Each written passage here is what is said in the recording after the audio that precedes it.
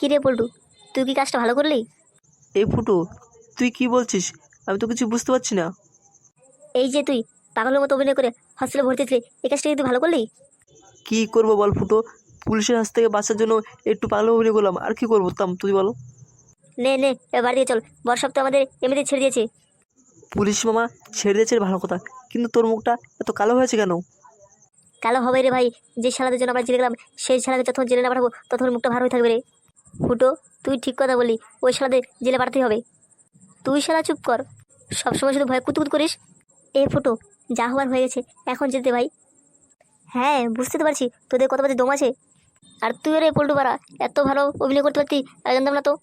আর অভিনয়, একটু বাঁচতে গেলে কত কিছু করানো লাগে। ফুটো রে, চল তাহলে এখন বাড়ি দিকে যাই। হ্যাঁ বুঝতে পারছি, তোদের যে খুব জোর খিদে পেয়েছে এই জন্য বাড়ি যাবি, তাই না? হ্যাঁ রে ভাই, খুব খিদে পেয়েছে এই জন্য তো বলছি তাদের বাড়ি চল। তোরা না হয় বাইরে গিয়ে খেয়ে নিবি, আমি বাড়ি থেকে কী খাবো? আমার বাড়িতে তো কেউ নেই, সেই বাবা মা কবে মা বাড়িতে গেছে, আর এখন বাড়িতে আসলো না। এই ফুটো, হ্যাঁ, তোর বাবা গেছে কবে, এখন আসলো না কেন? আর তোর মায়ের খবর কি? হ্যাঁ, ফোন করে জানিয়েছিল কয়েক মাস পরে আসবে, এখন আমাকে একা বাড়ি থাকতে হবে। এই ফুটো, তাহলে তোর খাওয়া দাওয়া, তোর সংসার কীভাবে চলবে? ভাই, একা মানুষ, কিছু না কিছু করতেই হবে সংসার চালার জন্য। যে কদিন বাবা মা বাড়ি না আসবে ওই কদিন আমার নিজের জোগাড়টা নিজে করতে হবে। এই ফুটো, তাহলে কি ভাবছিস, কি করবি? কি দিয়ে কি, কোথা থেকে শুরু করবি? বুঝলি পল্টু, বুঝলি না, ভাবছি একটা ব্যবসা শুরু করবো। এ ফুটো, কিসের ব্যবসা? মাল খাবি তো? ধুর সালা, এখনো ব্যবসা শুরু করতে পারলাম না, বলছে প্রথমেই ওকে মাল খাতে হবে। এই ফুটো, তুই ল্যাংচা কথা বাদ দে, তুই বল কিসে ব্যবসা করবি আর কোত্থেকে শুরু করবি সেটা বলতে কি। ভাবছি ট্রেনের মধ্যে হকারি শুরু করবো। এই ফুটো, এটা খুব দারুণ খবর তো, এটা খুব ভালো জিনিস তো, ট্রেনের মধ্যে হকার করা, খুব ভালো টাকা আছে এর মধ্যে। বজহরি, খুব ভালো টাকা আছে, তাহলে তুই আমার সাথে ব্যবসা কর না, দেখি কার কত দম আছে। হ্যাঁ ল্যাংচা, ফুটো ঠিক কথা বলছে, তাহলে দুজন মিলে ব্যবসা করে দেখি কে কত টাকা জমাতে পারে। ঠিক আছে, দুজনে ব্যবসা করবো। এখন তো বাড়ি থেকে চল, খাওয়া দাওয়া করে নিই, পরে একটা চিন্তা ভাবনা করা যাবে। বড় ভাই, তুমি এত চিন্তা করো না, তোমাকে চিন্তা করে দেখলে আমাদের মাথায় রক্ত উঠে যায়। বড় ভাই, কালা কুত্তা ঠিক কথা বলছি, তুমি একটু মাথা ঠান্ডা করো। কীভাবে ঠান্ডা করে বল সাদা কুত্তা কালো কুত্তা? এত কষ্ট করে ফুটোকে জেলে পাঠালাম, কিন্তু কী লাভ হলো? সে শালা জেল থেকে বেরিয়ে গেল। উফ, এত কাঠখট পুড়িয়ে শালাকে জেলে পাঠালাম, সে শালা জেল থেকে বেরোলো। কী যে করি, কোন বুদ্ধি খাটিয়ে ওকে আবার জেলে পাঠাই? বড় ভাই, তুমি এত চিন্তা করো না, তুমি মাথা ঠান্ডা রাখো। তুমি যদি বলো ও শালাকে হাফিস করে দিই। না রে সাদা কুত্তা, সামনে ভোট আসছে, এখন কোনো ক্যাচাল করা যাবে না। কিন্তু বড় ভাই, ওই শালাকে তুমি এমনি ছেড়ে দেবা?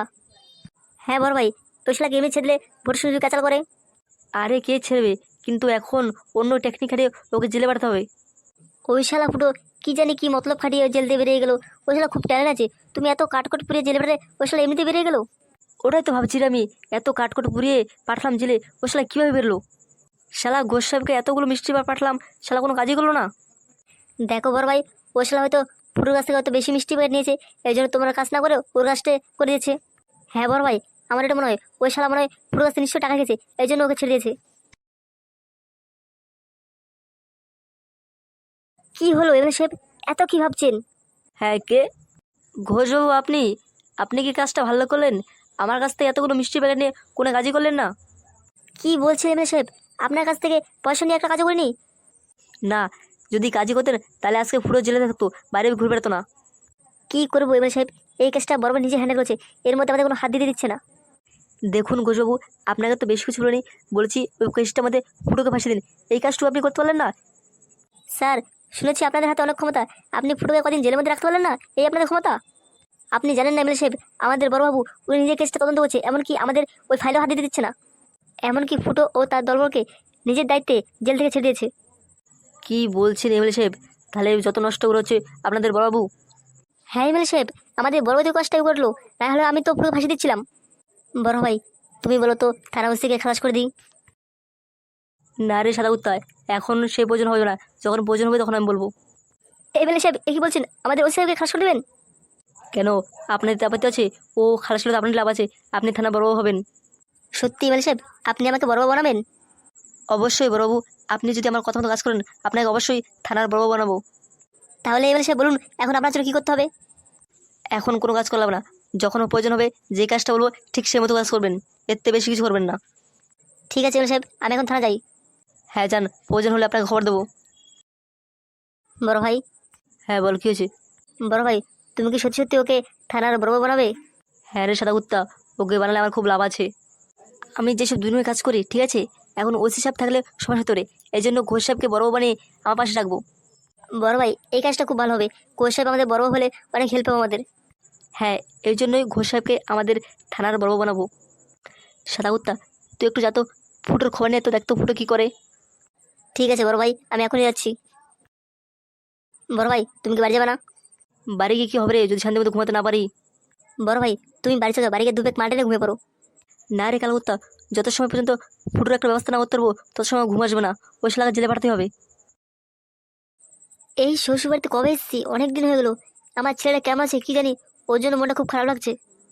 কিন্তু এই অবস্থায় বউকে রেখে যাওয়া তো যায় না, কিন্তু আমার ছেলের জন্য তো মনটা খারাপ লাগছে না। উফ, কি যে করি না কিছু বুঝতে পারছি না।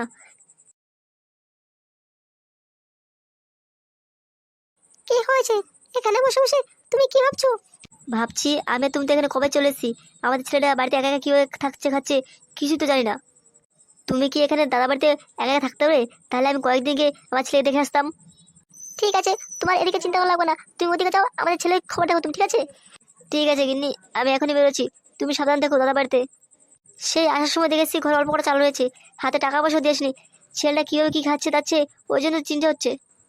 ও যদি এখানে চলে আসতো তাহলে কোনো চিন্তাই ছিল না, মা বাড়িতে থাকতো খাবে পড়বে কোনো চিন্তাই থাকতো না, কিন্তু ছেলেটা আসলো না। এদিকে ওর মায়ের অবস্থা এরকম, ওকে কি একা ফেলে দেওয়া যায়? এখন ওই জন্য মা বাড়িতে রেখে যাচ্ছি, পরে দেখে সে আবার নিয়ে যাবো। তুমি সাবধানে যেও গো, গিয়ে ফোন করো। এ ফুটো, আমরা দুজন তো ট্রেনের মধ্যে হকারি করবো, কিন্তু হকারি করতে যে মালপত্র কিনতে হবে, যাবতীয় জিনিস, সে টাকা কোত্থেকে আসবে? আরে ভাই, ইচ্ছে থাকলে না সবই বড় হয়। যখন ভেবেছি আমরা দুজনে ব্যবসা করবো না, ঠিকই টাকা জোগাড় হয়ে যাবে। কিন্তু আমরা ট্রেনের মধ্যে কি হকারি করবো? আরে পাগলা, কত কিছু রয়েছে, চিনে বাদাম কাঠবাদাম ছোলা আলু কালু, কত কিছু রয়েছে ব্যবসা করার জন্য। এগুলো বিক্রি করলে অনেক মানুষ অনেক টাকা কামাচ্ছে। আমরা যদি ঠিক মতো ব্যবসা করি না, তাহলে আমরা অনেক টাকা কামাতে পারবো। আরে ফুটো, সবই তো বুঝতে পারছি, কিন্তু আমাদের পুঁজি কোথায়? পুঁজি টাকা করতে আসবে। শোন, আমরা প্রথমে বাগেতে মাল নিয়ে আসবো, তারপর বিক্রি করে দোকানে টাকা পরিষ্কার করে দেবো, তারপর যে লাভের টাকা থাকবে সেটা আমাদের। কিন্তু আমাদেরকে বাকি থেকে কি দেবে? কেন দেবে না? আমরা এলাকার ছেলে পেলে, আমাদেরকে না দিলে কাকে দেবে? তারপর আমরা এই এলাকার বড় একটা কমিটি মেম্বার। সে ঠিক আছে, তবু কোনো সিকিউরিটি ছাড়া কি আমাদের ধারে বাকি দেবে? আরে ভাই তুই চিন্তা করছিস কেন? আমাদের ক্লাবের পাশে অল্প কিছু জমি আছে না, দরকার ওইটা বন্ধক দিয়ে তারপর জিনিসপত্র কিনে আসবো, বুঝতে পারলি? হ্যাঁ, তুই এটা ঠিক কথা বলছিস। জমি যদি বন্ধক দিস তাহলে টাকার অভাব হবে না। তারপর আমরা ট্রেনের মধ্যে হরি করে অনেক অনেক টাকা উপার্জন করবো, আর ওই টাকা দিয়ে জমি বাড়ি গাড়ি অনেক কিছু করবো।